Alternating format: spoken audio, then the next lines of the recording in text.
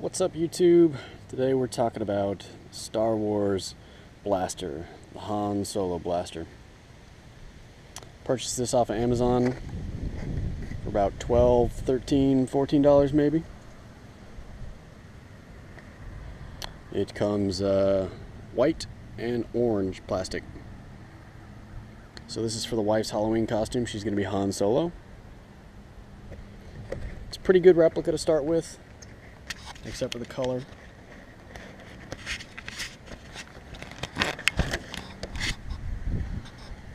So what I did was first started off by drilling out the muzzle. It's a bunch of holes, just standard drill, just be careful, it's plastic. Once I had that done, I popped off, there's a blocker here that's got some perforated holes for their speaker that's down in there. But I popped that guy off, drilled holes for the scope on top. I filled, there's some holes to take the gun apart. I did take the gun apart initially. I put some lead weights, or steel weights in the bottom here. And then I super glued the entire thing together to get a nice tight seal. And I screwed it back together and I filled in a hole here, filled in a hole here on the handle, on the very bottom, as well as one more hole that I can't even see, right here on the tip of the scope. So filled in all those holes with Bondo, your standard automotive filler. Worked really well, sanded off. And then I painted the whole thing silver, a base coat of, painted the whole thing black. Once that black had dried, I painted it silver. Once the silver had dried, I taped off the silver area and just painted, and then I used mustard.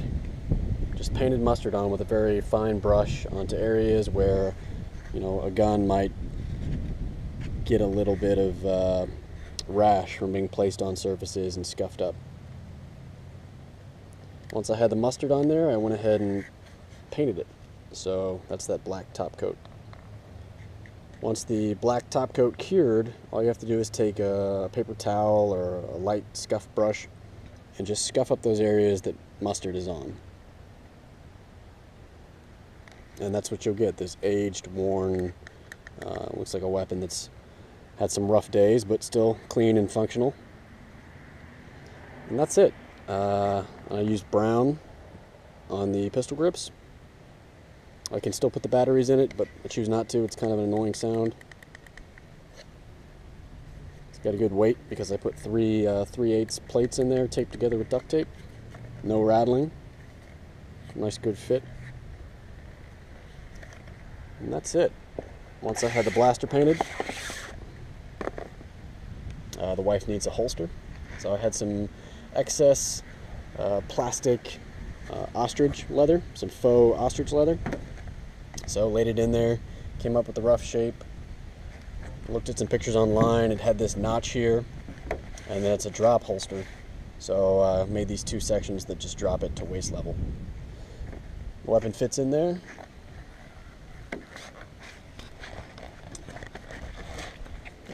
Fits in there pretty well. There we go.